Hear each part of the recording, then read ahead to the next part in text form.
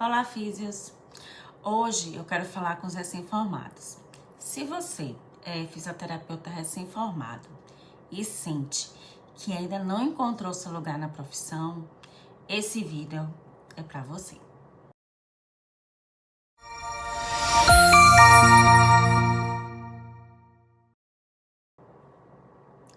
Talvez você esteja vivendo uma fase estranha, onde se questiona: pô, estudei 5 anos, me formei, mas por que ainda não me sinto realmente um fisioterapeuta ou uma fisioterapeuta?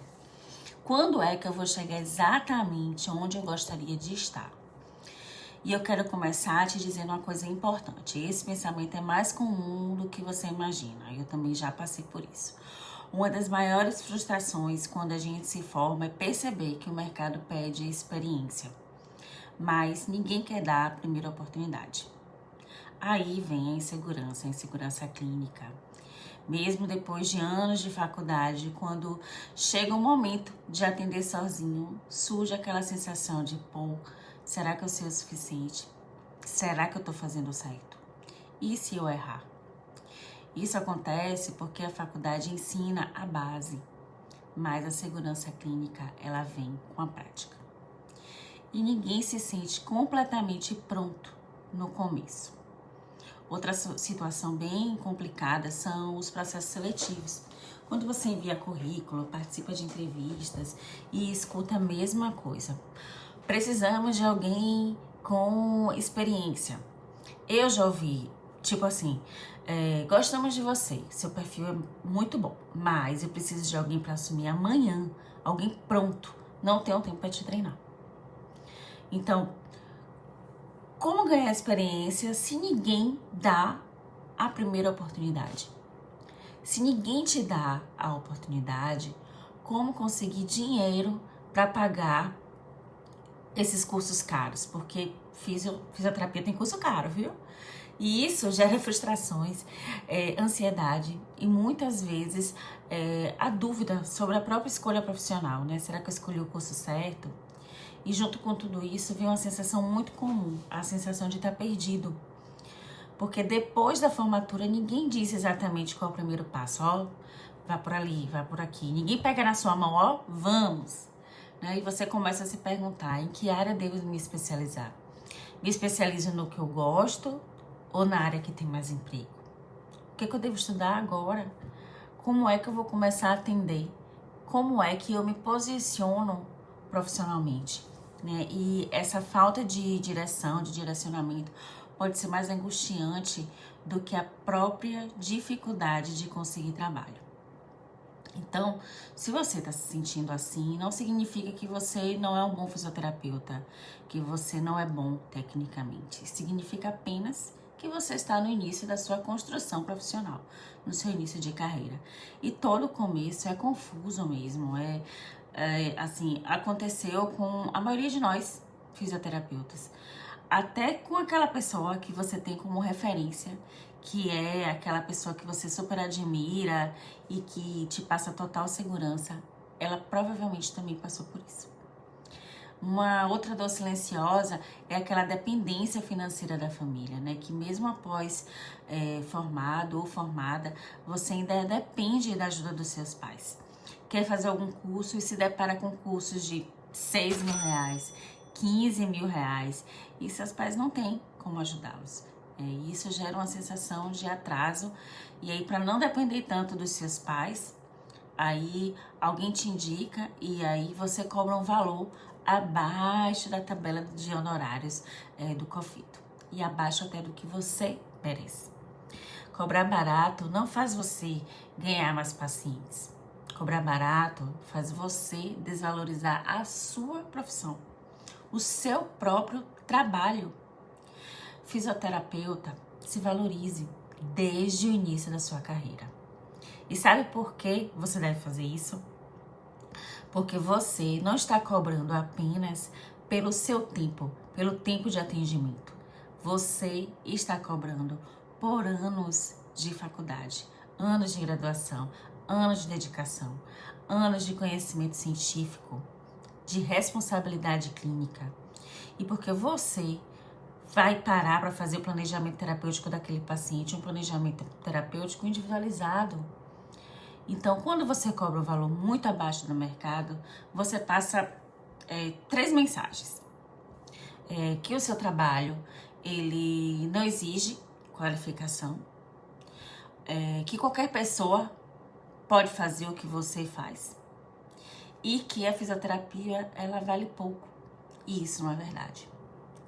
Pacientes, familiares, eles não procuram apenas preço. Eles procuram segurança, confiança e resultado. O valor justo não é sobre ganhar mais, é sobre respeitar a sua profissão, a sua trajetória, o impacto do seu trabalho na vida das pessoas. Seu conhecimento, ele tem valor. O seu atendimento, ele tem valor. O seu tempo, ele tem valor. E uma crença muito comum, e eu tinha essa crença eu sou recém-formada, então preciso cobrar barato. Então, valor não é definido pelo tempo de formado, é definido pela qualidade de atendimento. Cobrar barato não aumenta a sua segurança, não aumenta a sua segurança clínica. Cobrar barato é desvalorizar. Então, estudar e praticar também aumenta a sua segurança clínica. Você cobra pela responsabilidade clínica com aquele paciente. E você sabia que o COFITO te respalda nos valores dos seus honorários? Você já ouviu falar sobre coeficiente de valoração? É isso mesmo, coeficiente de valoração. É um número que representa o peso ou a importância de um procedimento para definir quanto ele vale em dinheiro. Ou seja, ele transforma o trabalho profissional em um valor calculável. O coeficiente de valoração funciona como a quantidade de unidades de trabalho de um procedimento. Depois, basta você multiplicar pelo valor da unidade para chegar ao preço, né? A unidade que o COFITO estabelece. Então, um exemplo bem simples para contextualizar. Hoje, o COFITO estabelece que o nosso CV, nosso coeficiente de valoração, vale 85 centavos. Então, se um procedimento tem 100 CVs, 100 coeficientes de valoração, o seu atendimento vale R$ 85. Se for 200, vale R$ 170 reais. Então, o procedimento com um CV maior, ele vale mais porque exige mais responsabilidade. Ou porque pode demandar mais tempo, ou por ter uma complexidade técnica maior. Então, resumindo, o coeficiente de valoração é o número que determina quanto um procedimento profissional vale dentro de uma tabela de honorários. E como é que a gente calcula isso, né? O valor da nossa sessão, do nosso atendimento, é igual ao CV, que é o coeficiente de valoração, vezes o valor do CV, e são dados de 2025. Então, se você for avaliar um paciente domiciliar pela tabela do COFITO, essa avaliação domiciliar equivale a 200 CVs. E aí você multiplica 200 por 0,85, que é o valor da unidade de CV. Então, nossa avaliação domiciliar, ela custará R$ 170 reais. Então, o valor de referência para a consulta domiciliar custa R$ 170 reais. E esse é o valor da avaliação domiciliar. Se você for atender, se você for fazer uma intervenção domiciliar, é outro código. Por exemplo, uma intervenção domiciliar em paciente pediátrico neurológico, em neuropediatria, serão 250 CV. 250 vezes 0,85 dá 212,50. E esse é o nosso valor por sessão, considerando que o nosso tempo de sessão é entre 50 e 60 minutos. Então, a tabela, ela é referencial mínimo ético, não é teto. Você pode ajustar considerando o tempo de sessão, por exemplo, 50, 60 minutos. Se você for dar uma orientação familiar, se você for fornecer um plano terapêutico, um relatório, a depender também da complexidade do caso, complexidade clínica, né? Então, Depois eu vou disponibilizar essa tabela para vocês, tá bom? Aqui depois do vídeo, para você, caso vocês queiram acessar esses valores. Então, nós saímos da faculdade com conhecimentos atualizados e isso deve ser valorizado. A faculdade te deu uma base e isso precisa ser valorizado também. E agora você precisa ir atrás da prática, sem se desvalorizar, porque a faculdade não te preparou para a prática real. Né? A realidade é que ninguém sai da faculdade sabendo atender sozinho e com segurança. E isso é muito comum. Não é o normal, mas não deveria, né, ser o normal, mas é comum. A faculdade, ela forma fisioterapeutas generalistas. Saímos de lá sabendo um pouquinho de cada coisa, um pouquinho da teoria de cada coisa. Mas a prática clínica, a mão na massa, o olhar diferenciado, a gente não sai. E isso vai diferenciar de quem quer crescer na profissão. Então, você precisa construir a sua identidade profissional, a sua identidade fisioterapêutica.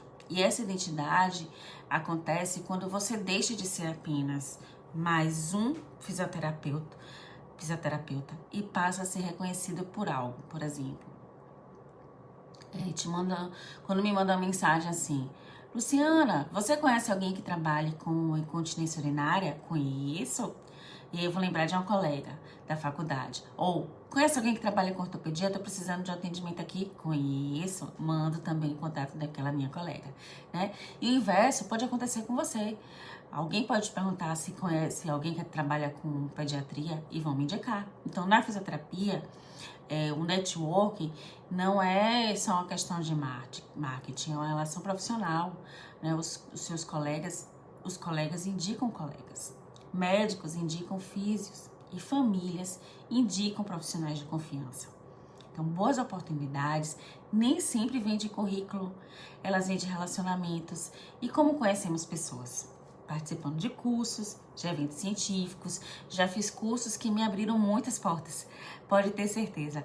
E aqui entra uma decisão importante no início de carreira, né? Porque muitos recém-formados acreditam que precisam fazer cursos muito caros para começar a trabalhar com segurança clínica, com segurança e atender bem esse paciente.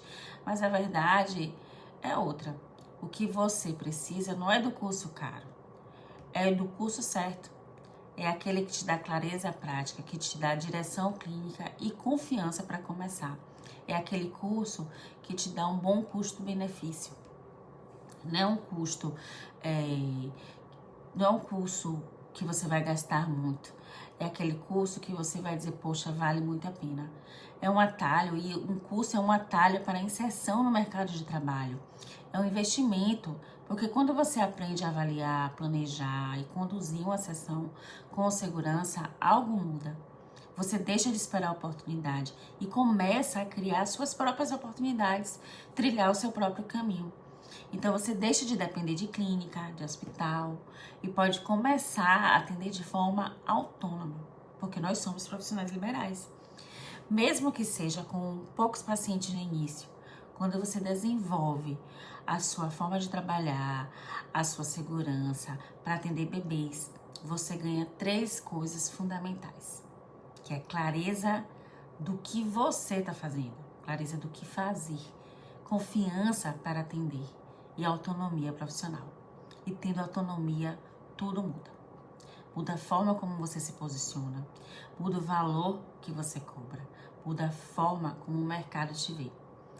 Antes, o nosso network vinha somente de estágios, professores, colegas de turma e equipes multiprofissionais. Mas hoje, existem outras formas de sermos vistos. Existe um ditado que fala assim, ele é um ditado antigo, mas é muito atual. Quem não é visto, não é lembrado. E hoje, as redes sociais são uma ferramenta muito acessível para construir sua identidade profissional, né? Mesmo recém-formado, você já pode compartilhar o que você está aprendendo, cursos que você está frequentando, livros que você está lendo, e tudo isso são conteúdos educativos simples, Você pode compartilhar reflexões sobre a prática clínica, estudos de caso, sem expor o paciente e explicações sobre o desenvolvimento infantil, algumas patologias. Você não precisa saber tudo. Você precisa saber um pouquinho mais do que quem está te ouvindo. E aos poucos as pessoas começam a te reconhecer por aquilo que você fala com consistência. Então, depois podem vir as indicações, depois vem os pacientes e a rede social ela deve funcionar como uma vitrine do seu raciocínio clínico. Então você passa a não depender só do seu currículo. E assim você começa a construir a sua autoridade profissional, porque no começo de carreira, muitas vezes as oportunidades não aparecem apenas pelo diploma. Elas aparecem quando as pessoas sabem o que você faz e lembram de você. Que nada mais é do que o seu network. O recém-formado ele não precisa saber de tudo, mas precisa começar a construir quem quer ser na profissão. Então, a autonomia profissional não vem com o tempo, vem com o aprendizado certo. Até o próximo vídeo. Tchau, tchau!